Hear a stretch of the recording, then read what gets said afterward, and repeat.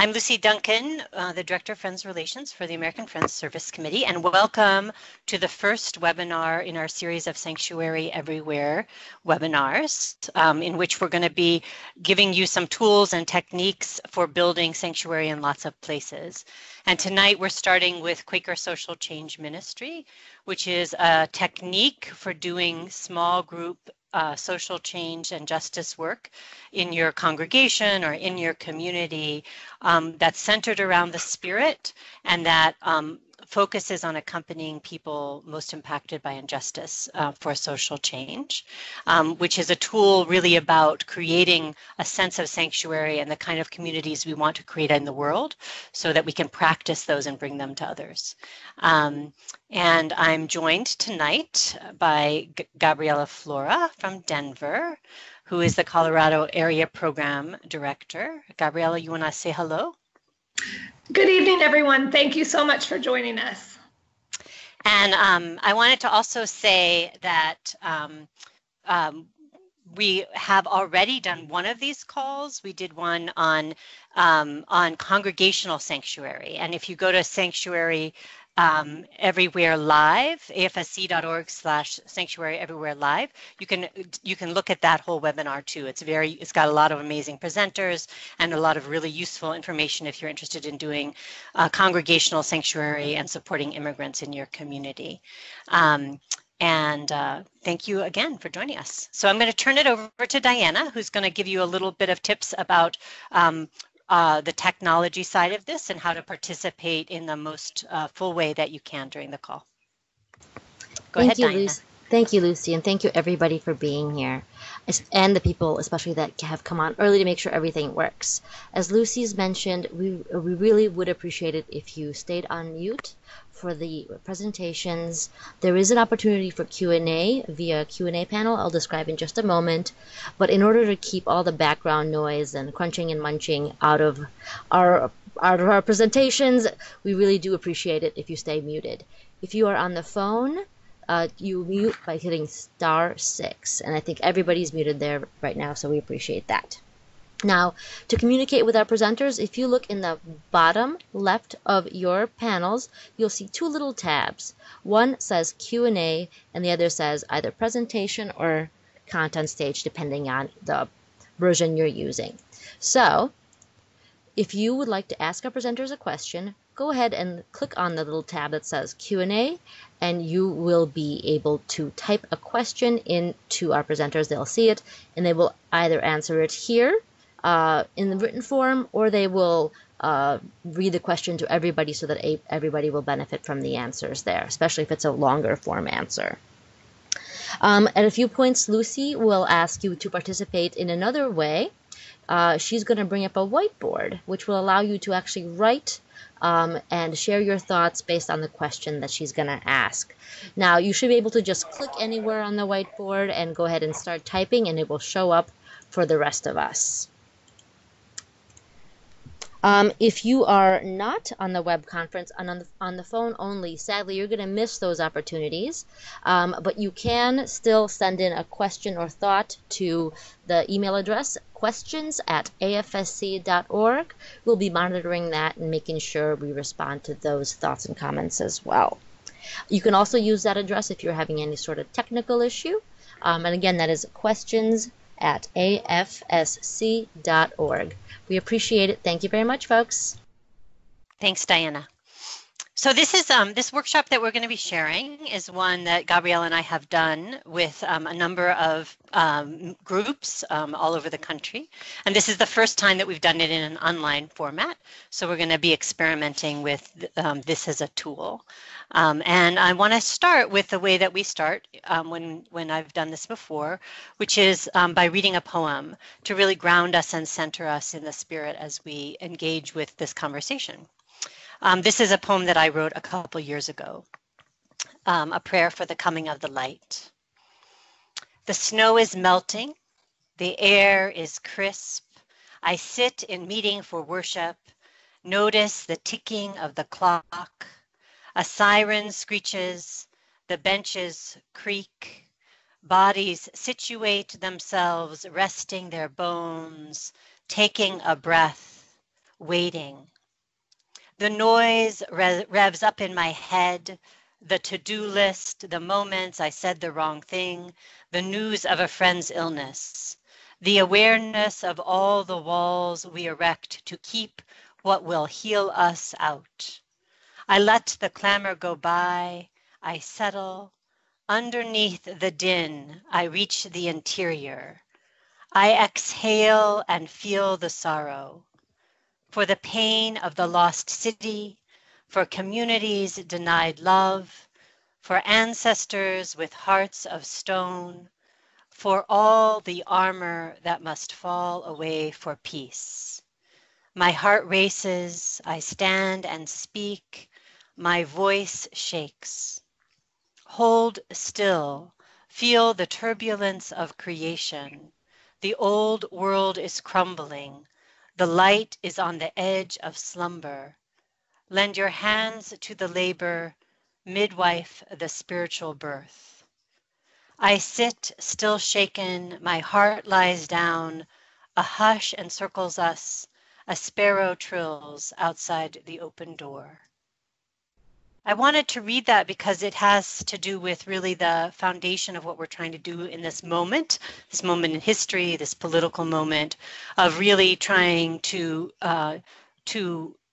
be participants in building a different kind of world, as we're in the midst of so many crises and in the revealing of the trouble that we're in, that being able to sort of in the midst of that believe in a new world and take steps to create that.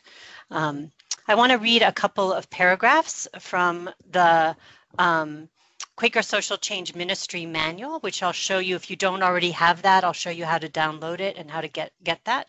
Because this really speaks to the intention behind this model and behind what we're trying to do. And we'll talk a little bit about where this whole model came from in a minute. We can already recognize that today time is split between a present that is already dead and a future that is already living. And the yawning abyss between them is becoming enormous in time. An event will thrust us like an arrow into that living future. This will be the real political act of love. That's Antonio Negri. And then these are some paragraphs that I wrote. We are living in evolutionary, revolutionary times. The old world, the already dead present, is coming apart at the seams, and all around us are signs of the groaning of the spiritual birth of creation, a new way of living and being grounded in love and connection, which throws off old ways of living disconnected from each other and the earth. The damage that colonialism, supercharged capitalism, and white supremacy have done to our communities and the earth is so clear and evident, and the need to transform our social relations and systems has never been so urgent. The good news is that a new way of being is striving, longing, growing, and working to be born. But this new way of living won't come about without our active participation.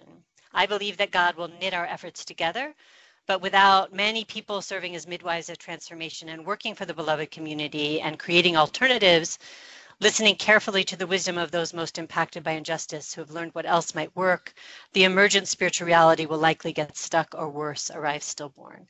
This moment is precarious. The chance, the possibility of great change is there, and also the chance of things continuing to go really awry or on that trajectory is also really present. We as a human community are in the throes of a great creative project that could result in real transformation and shifting, but only if we lend our hearts, our minds, and our hands to the work before us.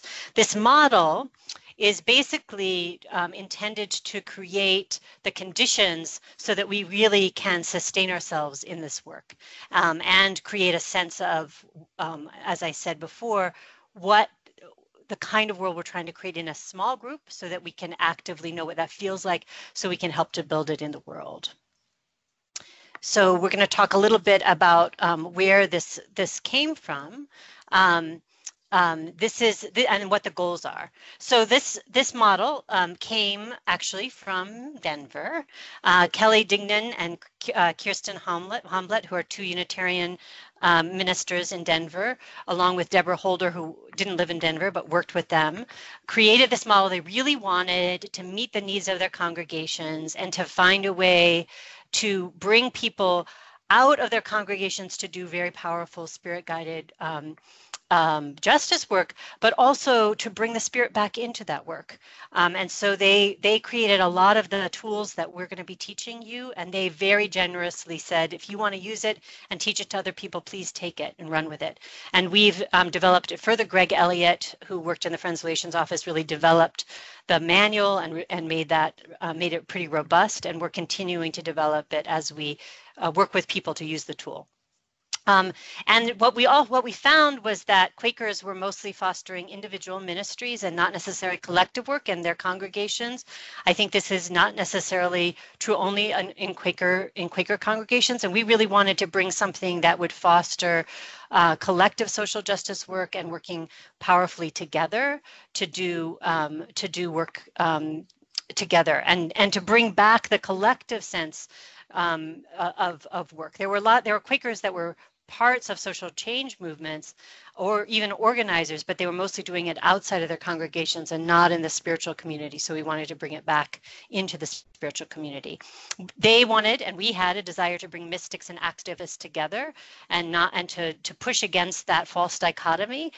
We believe that mysticism is really a part of activism, and activism feeds and deepens our relationship to the Spirit and our mystical experience. This is really the root is our activism in the Spirit, and that we're really trying to create beloved community in these spaces, as I said, so that we know how to build them elsewhere. And another goal of this was to bring AFSC and Quakers and other people of faith or people, spiritual people together to work side by side for justice and to create a tool that really could foster that. And then the other really key and important piece is that we want to center the voices of people most impacted by injustice through accompaniment, by really teaching people the spiritual discipline of companioning people that are impacted by injustice. Gabriella, do you want to add anything? I think it's also really important to understand again, these roots of really bringing the mystics and activists together, and the fact that there was a dichotomy happening in Denver, as there are in other places, and that there was this sense that we had been doing work, AFSC had been doing work around allyship for many years, and that was very important work, and we needed to really ground it in the spiritual aspect.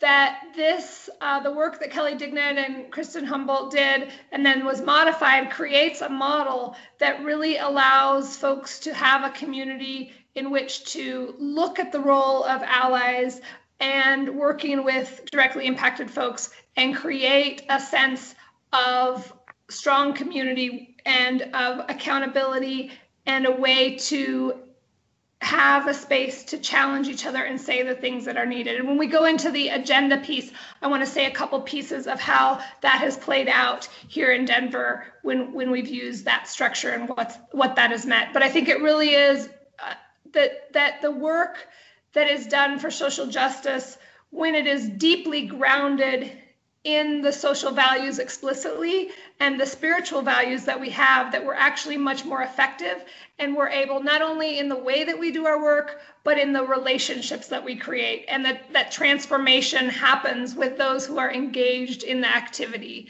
in a deep way. Great, thank you. So we're going to start with actually an activity where I'm going to move to the whiteboard, and I want you all, you're going to be able to type on the whiteboard, and I'd like you to answer the question, what would you need from a group of people in order to feel as though you were creating beloved community together? Kind of the guidelines and the rules or the requests that you'd make of a group of people that you were working together in this sort of powerful way. I'm going to bring up the whiteboard in just a second.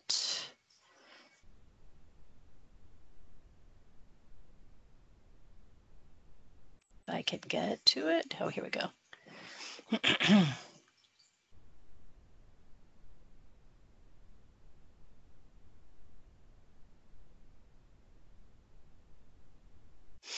Okay, you should be able to see the question there, and feel free to just go ahead and start typing whatever you think, whatever you would need in order to feel like you were part of the community. Great. Real listening, trust. Yeah, very basic and very important, essential.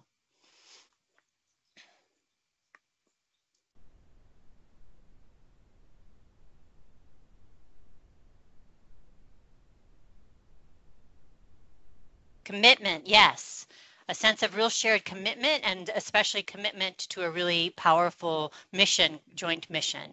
Non-judgment is really important, and a sense that we can that in this work we're going to make mistakes, and that all of us are going to make mistakes, and that we need to like be able to learn together from those mistakes. Assuming good intent, yes, that people are there for really good reasons, and that they may make mistakes, but that they're there in the room trying to do work. Space to work through issues. That's a really, really critical one. I have a friend with whom we really talk about both truth listening and truth telling, and really taking that time to grow together is incredibly important. Showing up, really like physically and emotionally and being present, that's really critical to foster a sense of community. Be willing to say I'm sorry. Yes, really important. When we screw up, being willing to come back and repair. And I think also to learn from our mistakes and change our behavior too. I think that's one way to say I'm sorry. Acknowledgement of differences and respect, really, really also very, very critical. Somebody wrote honesty right next to trust. Very important. If we can't be vulnerable and open with one another and speak about our experience of what's going on, it makes it really hard to have community. And I think somebody wrote voice. I love that. Yes, people need to own voice, and they need to offer voice, and they need to receive others' voices. Compassion, really, really important. Important, having fun together, the ability to laugh at ourselves and to laugh with one another. In these times, that's so important to be able to do that. Somebody wrote to be able to bring my full self, and I can't see the rest of it. Oh, actually, I'll move over so I can. And know others will do the same. Yes, I think that's really, really important. What we're trying to do is create a space in which people can really be who they are, and their full selves. And we need to practice that. There aren't lots of spaces in the world necessarily that permit that. A shared purpose, yes, of course. Integration, that's a really good one, an important one. I think I would read that as integration, both of the mystic and the spiritual integration, in terms of welcoming whoever is in the room and integrating all of who they are. A sense of humility, that's really, really important as well. Somebody is writing, I think, celebration. Yes, that's really important as well. Let's see, did I miss any of these? I don't think I did. Let me move over and check to make sure I saw everything. Wonderful, thank you. Yes, all of these are really, really important. And I think that the experience, somebody wrote collective wisdom, really drawing on collective wisdom. As we work together, make mistakes, have this shared experience of doing really difficult work together, we build a body of collective wisdom. I've been a storyteller a long time, and I think that a group's stories, shared stories, are so much a part of their sacred stories, of what makes them able to really work together over a long time. That collective wisdom, that sense of a shared set of stories. Creativity is really important, being willing to be creative with one another and in that space. Wonderful, great. And somebody wrote or is writing reflection.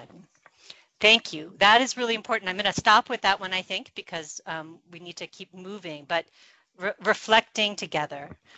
That is so much the core. The first part of the meeting, which we're going to talk about a little bit, is really about being vulnerable together, learning each other's stories, but also really reflecting what is it that we're learning as we do this difficult work together, of trying to companion people that are impacted by injustice and learn to do it really well with love, and to build fortitude to do it. Great, thank you so much.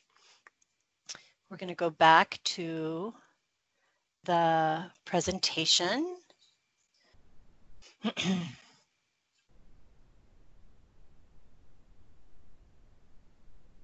keep clicking it too many times.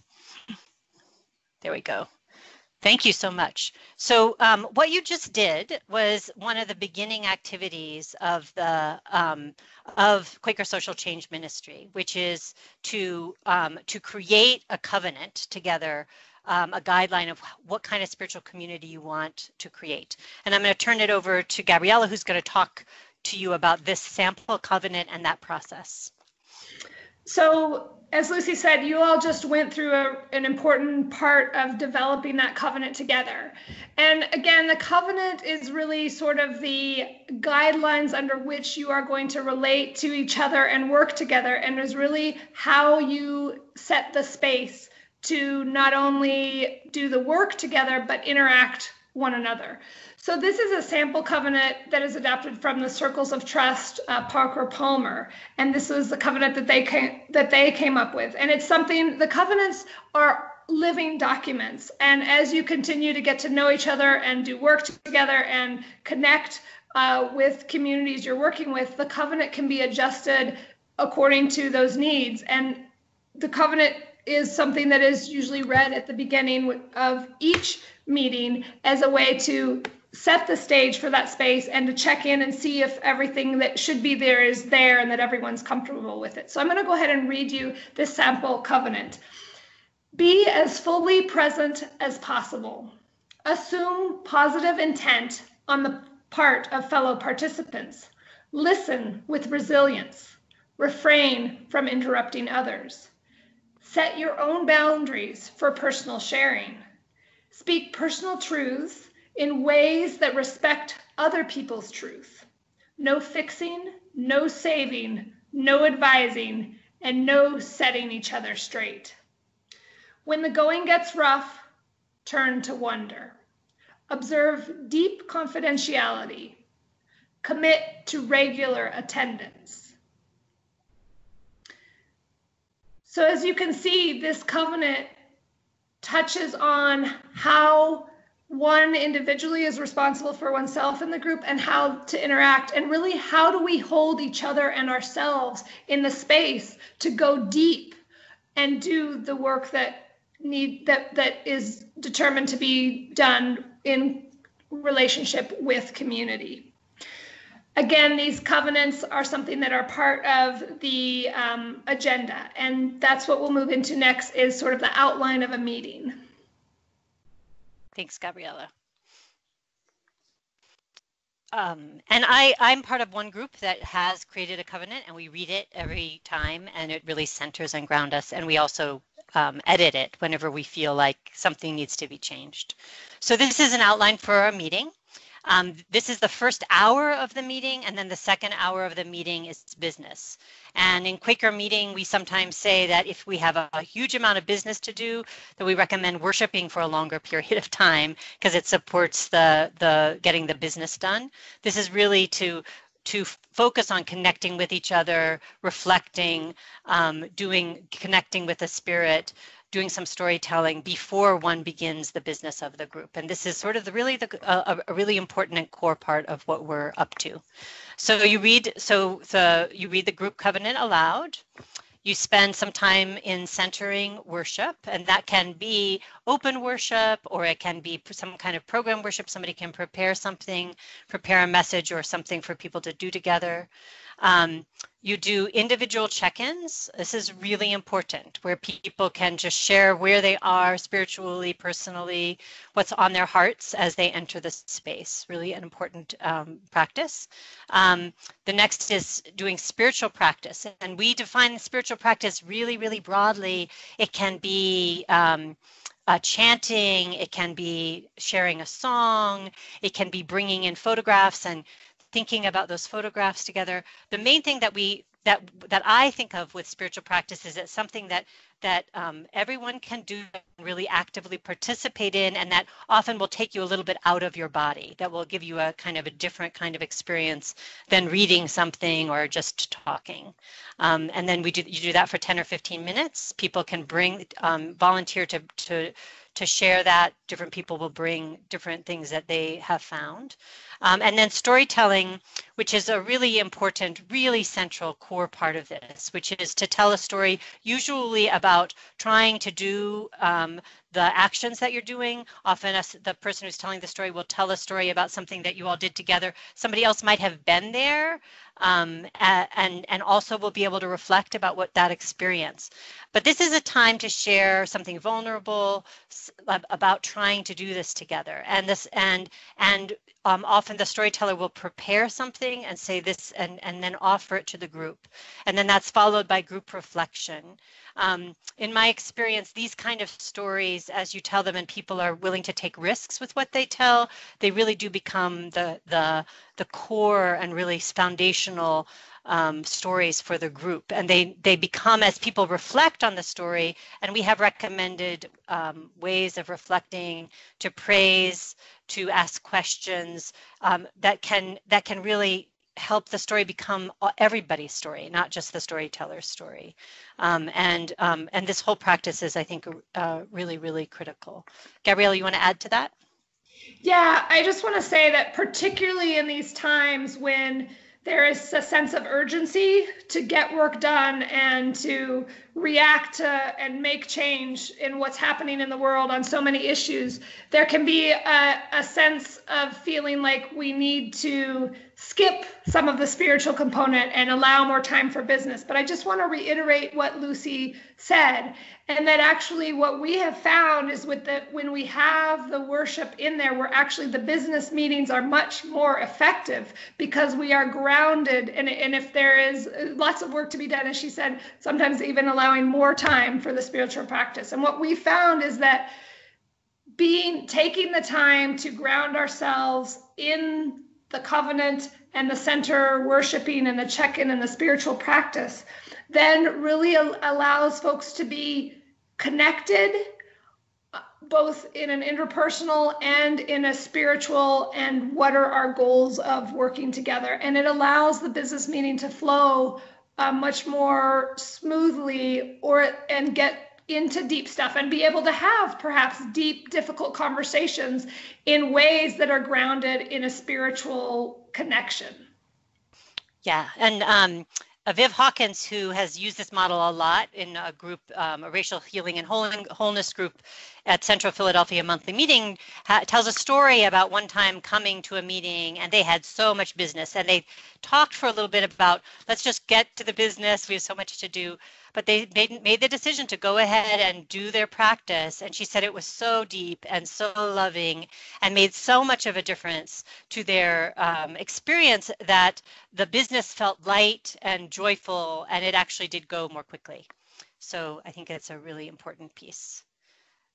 So Gabrielle is going to begin the conversation about accompaniment.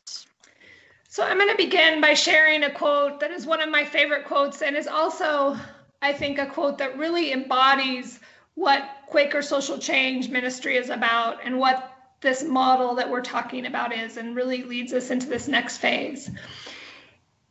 If you have come to help me, you are wasting your time. But if you have come because your liberation is bound up with mine, then let us work together. And this is a quote that is attributed to Aboriginal activists. Again, I think this idea that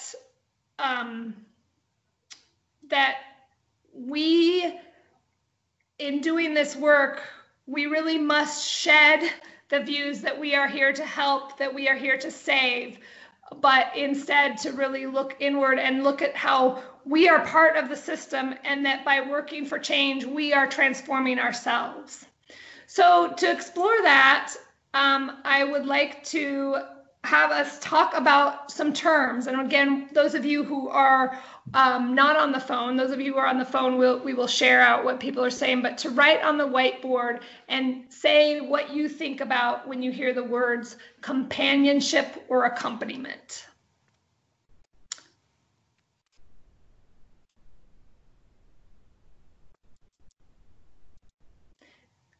Being present. What am I willing to risk?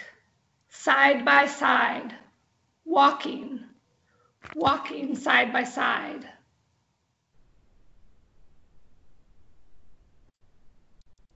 witnessing, accompanying a musician, embracing, togetherness, listening,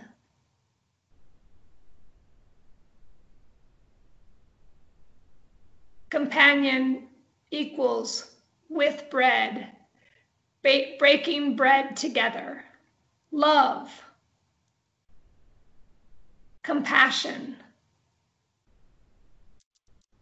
being willing to feel the hurts of another, equality, risking love. You are not alone.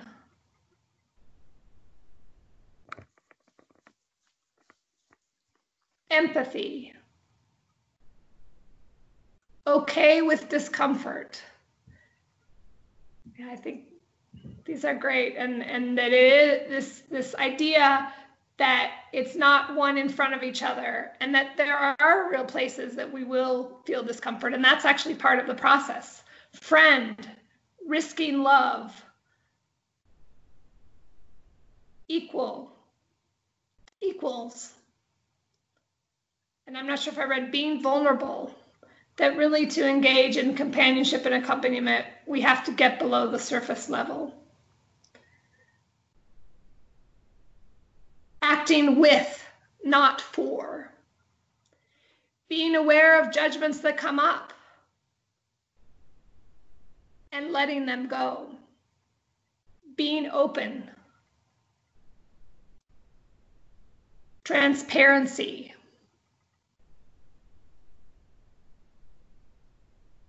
Self-knowledge.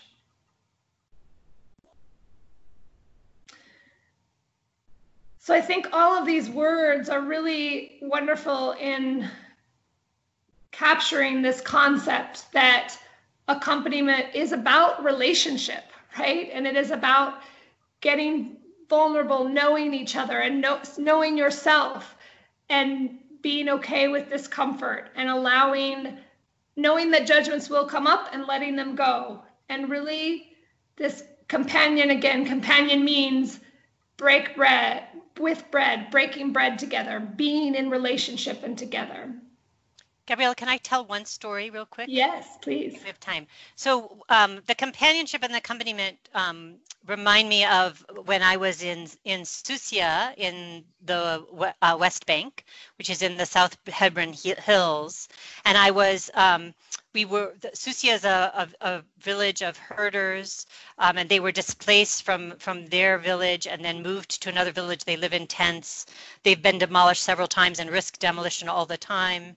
And there's a settlement that is right next to them, and there's water that actually is West Bank water that gets piped past them up into the settlement that they can't have access to, so their water is trucked in.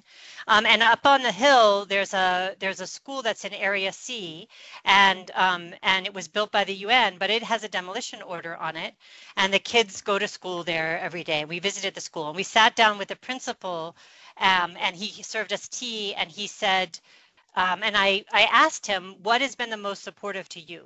And he said, the ecumenical accompaniers who come and they walk our children to school and they walk side by side with them. They risk getting beat up. They have been beaten up by the settlers as they've been walking to school as well. And then they go and they tell other people about it. And they said, we've been telling the world about what's going on with us for a long time, but often people will pay more attention to often people will pay more attention to those who are who come and visit us and share their experiences. Are you still there? There you are. Thank you, Lucy. I think, again, that's really being conscious of where is our role and being in relationship and connecting to that and looking at that role. So the next one we're going to move into is we're going to do a similar thing around the concept of followership.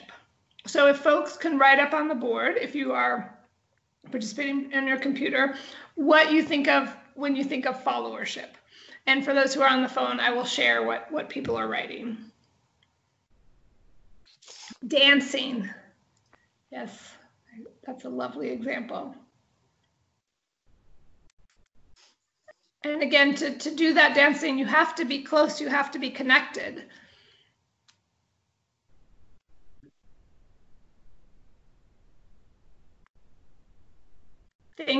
When we think about followership, folks are talking about listening closely, supporting, quieting our desire to lead, loyalty, being centered but not in ego.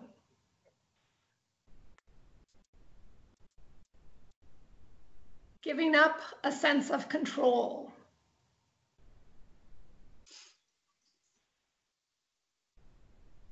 Being open, being willing to follow, and being willing not to know. I think that could be not to know the path forward, not to know the answers, not to have to know what is to be done next. Ceding the privilege to be the leader.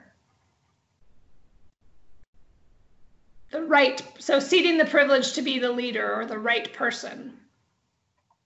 Knowing I'm not in charge. Trusting a leading.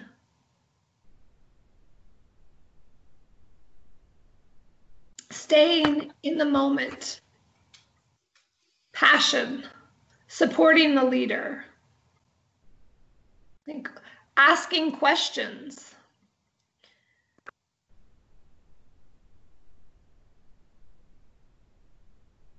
Feeling empowered.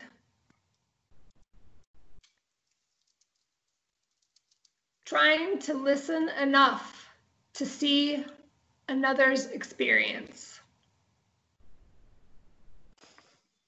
Trusting the darkness and really being willing to go into the darkness and trusting that. Listening closely. Other realities.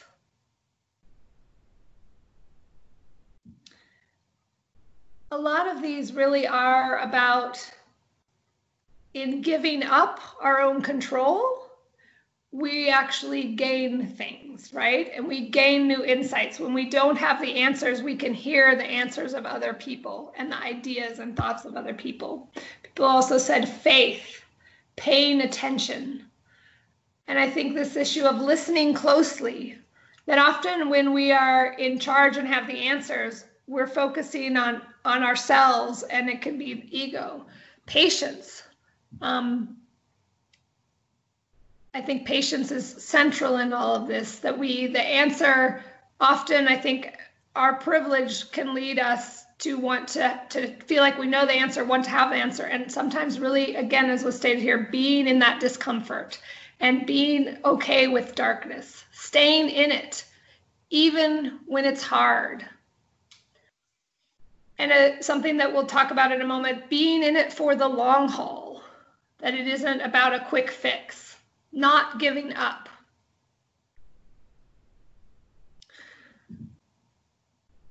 Interdependence, right? Thank you all for sharing these. I think that these, again, are other examples of followership, companionship, and accompaniment have different components, but they're all central to this idea of being in relationship and taking leadership from those most affected. I now want to move to an exercise, and these exercises and these words actually came directly out of the research we mentioned, Kelly Dignan, and she did her dissertation research interviewing people across movements and what they wanted to see from allies. And many of you may have known or heard of Dr. Vincent Harding. He passed away the last 2 years. He was an amazing leader, and he's here in Denver. He was here in Denver, and I had the great privilege of knowing him and and knowing about his work. So here's Dr. Vincent Harding was a historian, a social activist, and a speechwriter, and a confidant of Dr. Martin Luther King Jr. He recalls the Mississippi summer of 1964. It was important then, he says, for the volunteers who were coming from the North to realize that they were coming with a very real burden of white, class, and academic superiority. They were coming to the Black community of Mississippi, which was, by and large, working class. They had to find out how to recognize what they were bringing with them, which was an attitude of how much they'd be able to offer and give and do. And then they had to find a way to transpose that into a spirit of coming and giving thanks for the gift that they were going to receive.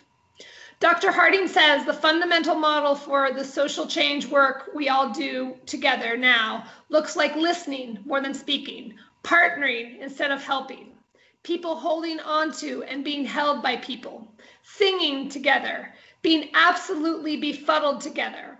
All of these actions are what grows us simply, which grows out of us simply being in our path together, walking hand in hand.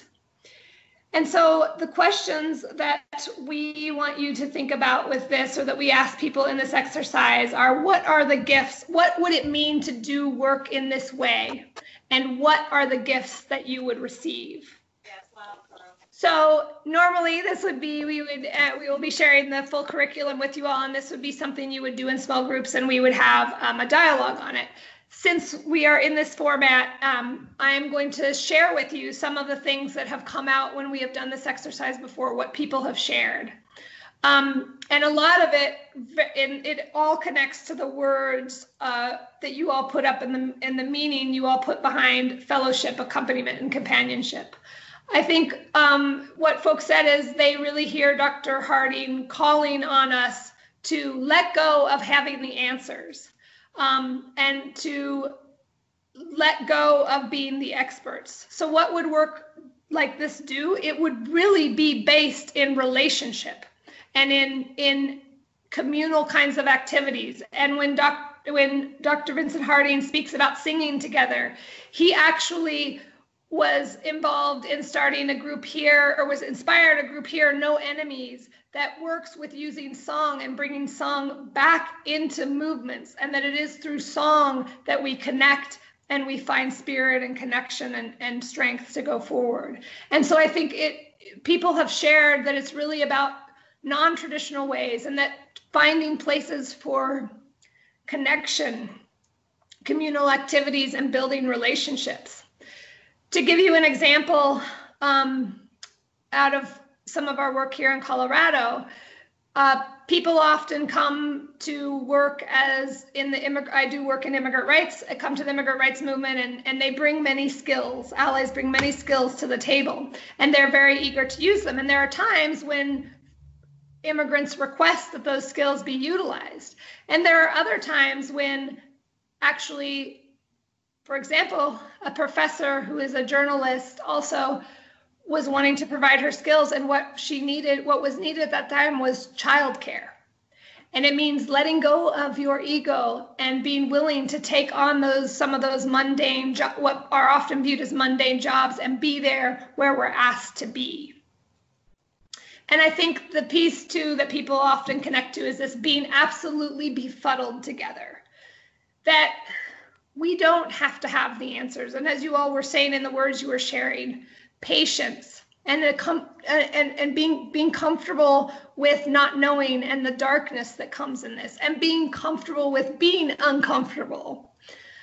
So Lucy, I don't know if you want to add anything to this piece. No, I think it's really important to figure out the role that you want to play. I mean, I've been accompanying one group in Philadelphia for, I think, almost 3 years now. And I mean, all I do, I turn on the lights, I get the audio ready for them, I make sure they have what they need, and then I'm present for them. And that's really what I do for them, and that's the role that is important for me to play. It's a really important role, but it's not, I'm not at the front of the room. I'm standing back and supporting them. Great. Okay, let's move on to the next slide, which is, this is again part of the research that Kelly, excuse me. Bless you. Thank you. Did, and this came out of interviewing some amazing young women who I know in the immigrant rights movement. And this is what they said when they were asked, what can allies do? What do we need allies to do? So 2 social activists who are undocumented immigrants say that they want from their what they want from their solidarity partners. Don't take over when we're trying to get something done. Don't act out of control at a rally. Be someone we can trust. Be someone who wants to get to know us. We want to be viewed as experts. We need the help of partners to get access to decision makers and to do some of the dirty work like fundraising, donating, and rallying their people. The most important thing is to be in it for the long haul and be our friends. And Lucy, can you read the questions? Because I actually can't see them at the moment. There we go. Let's see if I can see them. What would it look like and feel like to do social justice work in this way? What do you need to stay in it for the long haul? Probably everybody can see them now. Okay. So those are the questions. And again, I will share with you some of the things that have come up when we've done this exercise and things that I've seen in organizing allies there. Again, I think this idea of really having those who are most directly impacted, in this case, it's immigrant rights, but in whatever issue working for, those are the experts on the issue. And it really is about where do we step back and allow folks who actually are the experts in their own lives in ways that, as someone who is not directly impacted on whatever issue, I can never fully be, but I can gain knowledge through that. So I think this concept, one of the things that comes up that they specifically say is don't act out of control at a rally. I think, again, there often are times where those of us who are not directly impacted, we're very dedicated to a cause, and we want we're willing to take a deep risk, perhaps whether that's to be arrested or to receive, have a confrontation with a politician or local law enforcement. And that actually taking a step back and seeing if that is what is asked for us, because other folks may be at much more risk. For example, in the case of immigration, if we're at a rally and there are folks who are undocumented, they're us causing something and they're arrested, they get arrested in the process. The impacts of that are much more severe for them and us. So it's again, a consciousness and taking the lead from those who are there. Another example of this where it says we want to be viewed as experts. Often folks who are directly impacted in whatever issue, and again, I'll speak about immigrant rights. In immigrant rights, folks are asked to tell their story, directly impacted folks, and share their experience with our horrific immigration system. And then often they're not asked about their analysis of the situation. And so something that I think is very important is that those who are directly impacted actually have the best analysis to what the problems are and what the solutions are. So really being conscious to provide that space and opening the space of using privilege to allow directly impacted voices to be heard on that analysis. And again, I gave the example of the babysitting, but doing some of that dirty work, and some of that is really using privilege to connect with relationships that folks have, whether it be to individual donors or funders or to politicians, but again, letting the voice of those folks lead.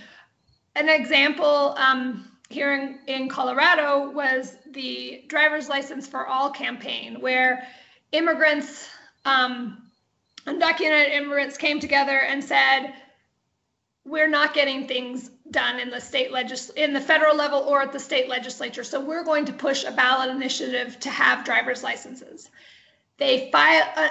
Folks who are undocumented filed for the ballot initiative and did all of the legwork and developed messaging, But because of the way ballot initiatives work in state law, someone who was a citizen and lived in the state had to request those signatures. So the role of allies was to accompany the undocumented immigrants who were collecting signatures, and the allies collected the signatures, but it was immigrants who spoke to the people and shared the messaging. And then allies were the ones who made copies and reached out to people about setting up times in addition to undocumented immigrants. So again, it's flipping some of the power dynamics to actually allow the voices that are most directly impacted. And then what do you need to stay in it for the long haul? What we hear people time and time again say, it is those relationships. Because when we have built relationships, we know it becomes much more real. It's no longer a theoretical piece. Additionally, taking care of oneself comes up over again. And again, that often is a place of privilege, because when you're directly impacted, there often is not that space to do that. But figuring out ways that you can also support other people who are directly impacted to take care of themselves, whether that be offering to take their children out for an event so that they can have some time to themselves or with their partner, or figuring out what kind of relationships are needed to strengthen that. But this issue for the long haul, on whatever issue you're working on, and in the intersectionality issues, is something that people, I think, is a question we can all take home with us and think about. What do I need to be in the long haul, and how can I support others to be in it for the long haul? Lucy, I don't know if there was anything else you wanted to. No, that's great. Okay. I think we'll go to this. So out of all this research, the originators of this model developed these tenets of accompanying for social change, which I think are really, really powerful. And so Gabrielle and I are going to just read them in order, just read them to you. So the first one is building relationships of trust and accountability with people and communities most impacted by injustice by showing up and staying in the relationships for the long haul. Remembering that the liberation of everyone and everything is inherently connected, and together we are on a learning journey toward it. 3, walking together while navigating differences in a loving, respectful, trusting relationship. Struggling together and encouraging one another's spiritual growth. Contemplating the gifts you're going to receive when accompanying, instead of how you will give, help, teach, tell, or fix. Acknowledging and unlearning your patterns of dominance, like taking charge, leading, making decisions, etc. Asking for and lending empathic support. Moving beyond asking to acting.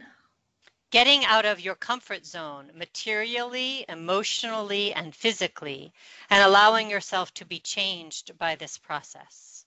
Disrupting the systems and structures of oppression with integrity and an authentic community with those impacted following their leadership. Great, thank you. So we're going to move now to the question and answers. We've offered you a lot of content, and we actually have a little more time than we thought for Q&A. I'm going to move to the Q&A panel, and then Diana also may have questions. If you sent something to questions@afsc.org, we'll get those as well. So the first one is, where is the business in this outline? Jean asked, where is the business in this outline? And we don't have it we didn't show it in this presentation just because we had limited time, but in the manual it is outlined. And really it's really simple. So the first hour is fairly structured, and the second hour is whatever business you need to conduct with some kind of worship at the end or maybe at the beginning again to center yourselves. It's fairly simple. It's just making the agenda of the tasks that you need to get through and the decisions you need to make and going through that. But it is outlined in a little more detail in the manual. Diana said there's no questions at questions@afsc.org. So I'm going to open it up if people have questions. For those on the phone, we have a lot of you on the call, but if you unmute yourself, you can go ahead and ask a question or make a comment. And if you're on the call, you can unmute yourself by *7, and if you're on here on the webinar, you can just unmute yourself by clicking on the microphone at the bottom of your screen. So are there any other questions or comments or thoughts? We'd love to hear them. Just want to clarify, it's actually *6 to unmute. Oh, sorry, it's *6 to unmute. And there are a few questions here on the board while we're waiting for other folks to raise questions. Is how do we download the manual? And I think is Lori going to show us that in a little bit? I'm gonna show that. Yeah, okay. I'm gonna show that in just a second. Lucy's going to show that, and then there's a question about the slides being available online. Yeah, we can do both. We can make the slides that we went through available. You can use them and teach with them. And then this whole webinar will also be available. And we'll probably, and I think we'll probably, it'll be posted online. It'll be posted on the Quaker Social Change Ministry page and with the Sanctuary Everywhere stuff. And I'm excited that you want to share them with a group of clergy and think that they would benefit. We really, all of us who have done this model, we want you to share it. We want it to be spread. And then you say, I think from the messages about accompanying rather than trying, oh, I see, trying to lead. Yeah, I think that's really important. And it's a skill. It's a spiritual discipline and a spiritual skill. If you're used to being in a more leadership role, it's a really important skill to learn. It takes practice.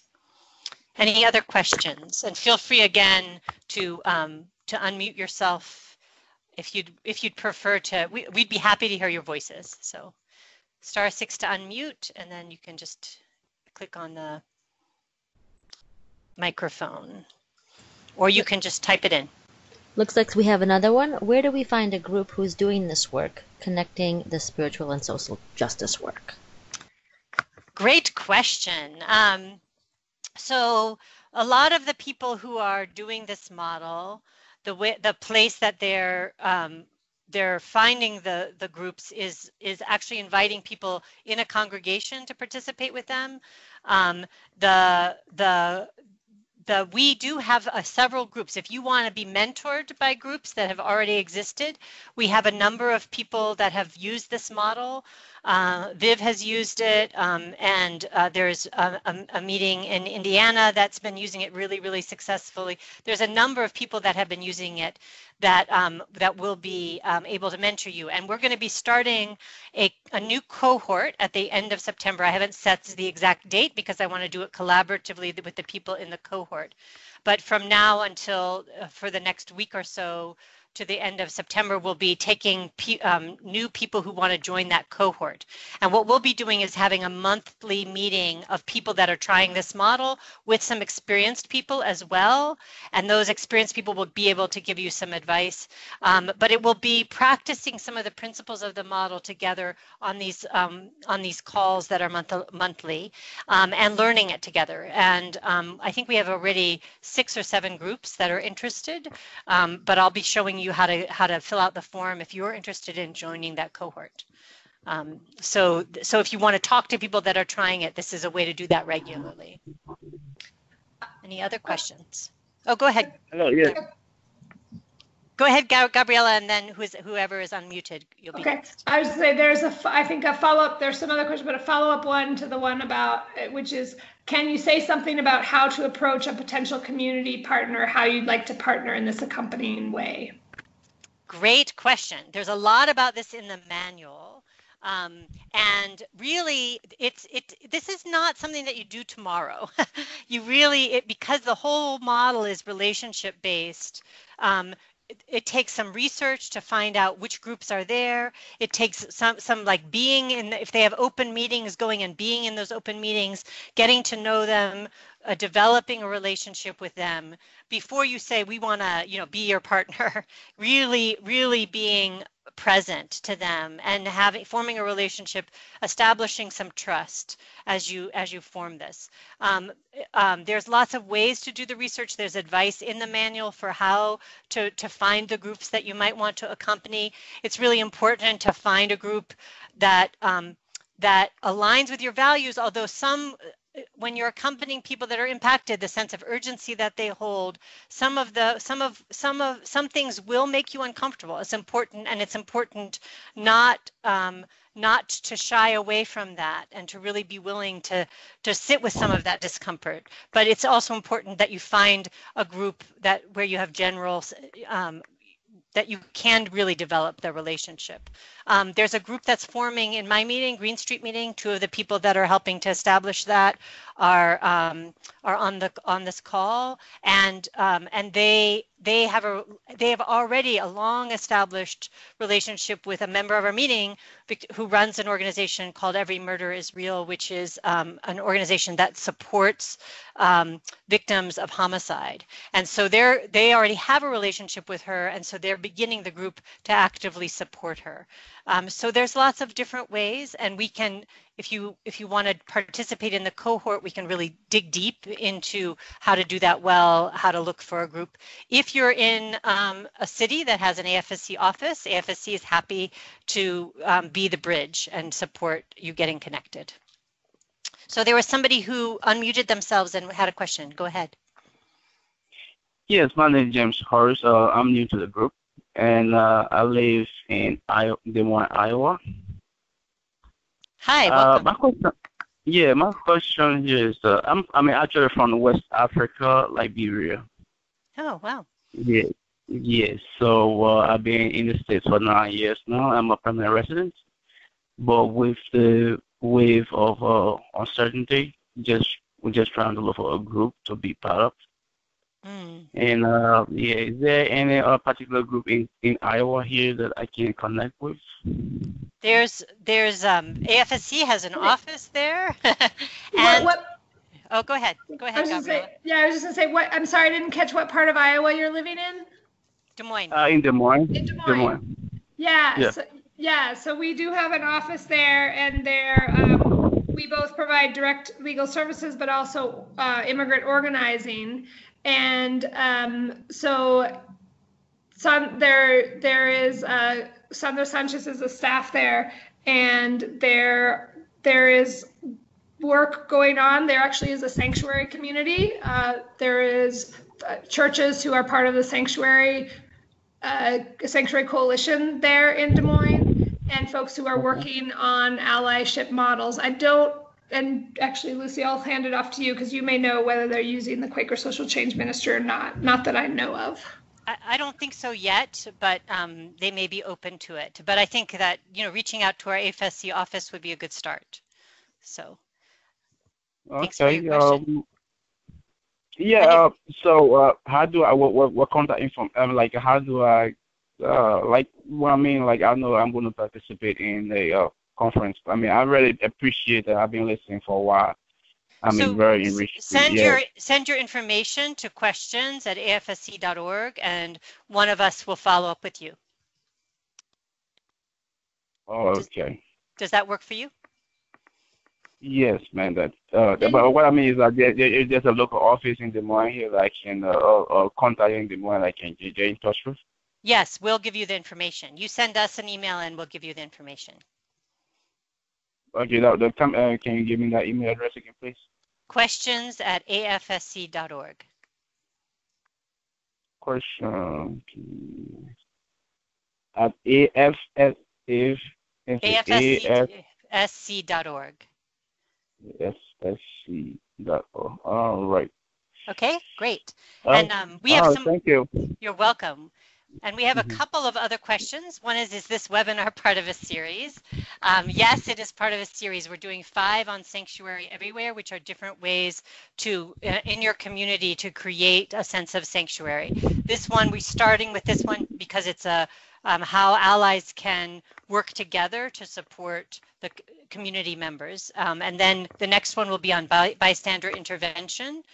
Training, how to do that. We'll have that in November. In January, we're going to be talking about sanctuary policies in schools and communities. And in March, we're going to be talking about surveillance. And then in May, we'll be talking about policing and police abuse and trying to work against that. And then Rosie Jacobson asks, she wonders how we can spell out how this is sanctuary everywhere.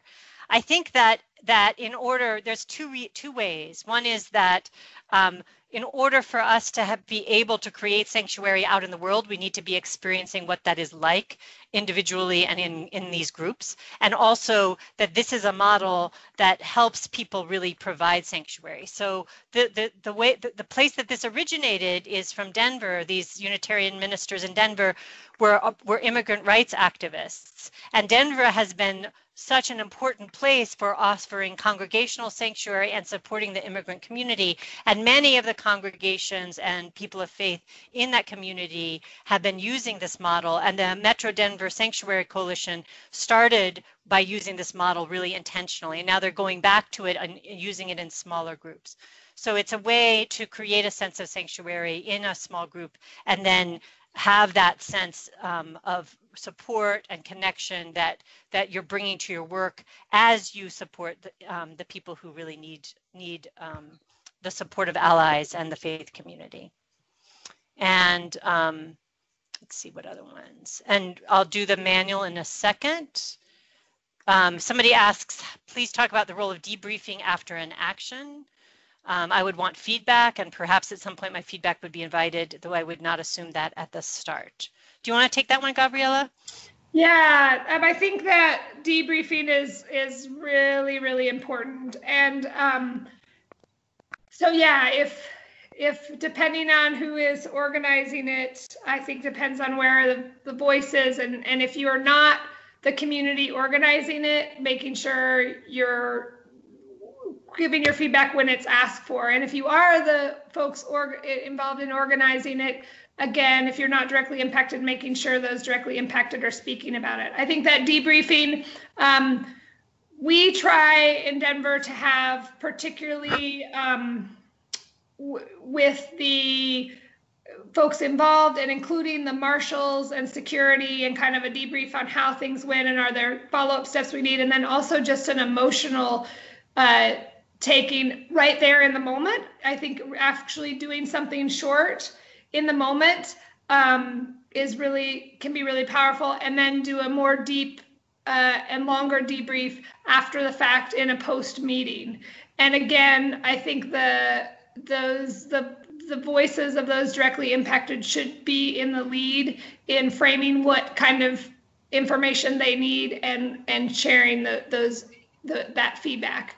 And I think often I think a question on the debriefing can be, how did you feel about the role of allies in the action, and how could that be improved? What would you like to see in the future? And again, that's a space where we need to be open and willing to hear how we can improve, because this is not something, it isn't like companioning and accompaniment that you get it and you got it and then you're good. It's actually something that's continually ongoing. And also the Gabriela's right, it's really important, and that the storytelling is really a part of that. But I think she said that too. Any other questions? Hello? Yeah, go ahead. Yeah, where could you go to find what kind of issues that have been used with this, and in general, and then also specific to location? I'm in Oregon. I'm in a rural place in Oregon. Is that the document you were talking about something to look at? Or? The manual has some of that. We actively support people who are working on the issues AFSC works on, which is pretty broad. But the Alaska Friends Conference, which is Quakers in Alaska, they actually invited our staff person, Sonia Tuma, to come and teach them this model. And they've been using it with their climate change work. And they've been accompanying Indigenous people in groups that are led by people that are most impacted by climate change in Alaska as they do that work. There are the racial healing and wholeness. There are a lot of people that are using it to address racism directly, using the model in various ways to do that. As I said, there's this group with that's supporting Every Murder is Real, which is trauma healing for murder victims in Philadelphia. There's a group in Indianapolis that is supporting a group, an African-American group that focuses on mentorship, and they've become very, very close. The Kepper Institute, they do really, really interesting work. But I think that if you join the cohort, or if you want to talk to me or some others that have done this before, we can give you some coaching about how to find people, how to seek out in community. If you're isolated or feel like it's harder to find, we can give you some tips about how to find groups. We also offer this model. It's a little trickier to do, but to support, AFSC does work on trying to create a just peace in Palestine and Israel, and there are ways to do that with local JVP chapters or with Palestinians in your community, and to get connected with Palestinians in your community too. So so we can really coach you through that and support you as you get started to do that work. Somebody asks, a Columbia meeting asks, can you share the timeline of the next webinars and the topics again? Okay, I'll do it really quick. These webinars will be every third Thursday on alternate months. So the next one will be in November at 8:30 to 10 p.m. Eastern time. And it will be on the third Thursday. I think it's the 19th, but I'm not sure. And that one will be bystander intervention training. In January, it'll also be third Thursday from 8:30 to 10 Eastern time. That one will be on sanctuary city and sanctuary school policies. The one in March will be also third Thursday from 8:30 to 10, and that one will be on surveillance in the Islamic community and the Black community, and how to counter and work against surveillance. And then the one in May will be about working against police abuse and talking about the role of policing and stories about policies and ways to shift policing in your community. And that one will be in May, third Thursday, 8:30 to 10.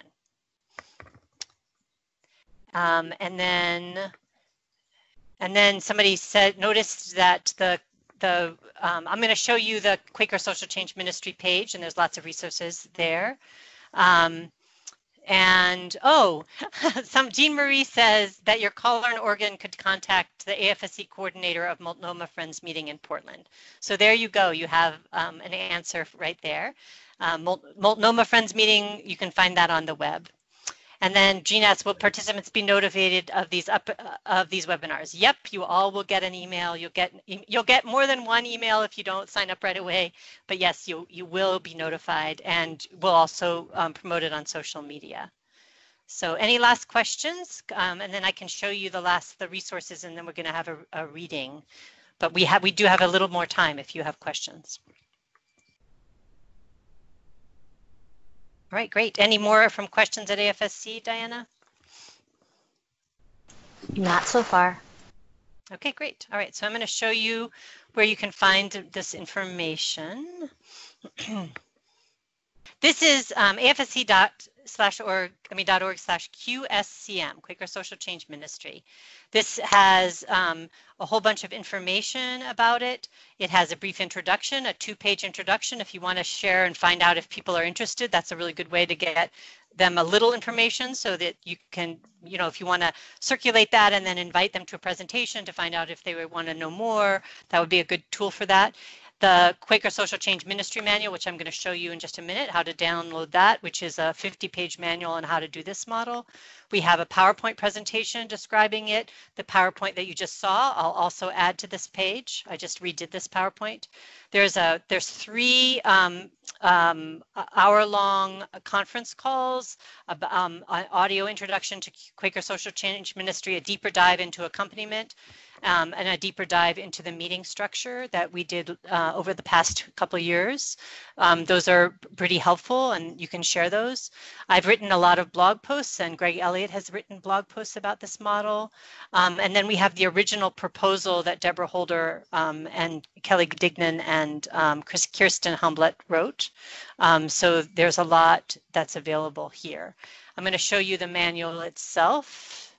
Here's the manual that you can download.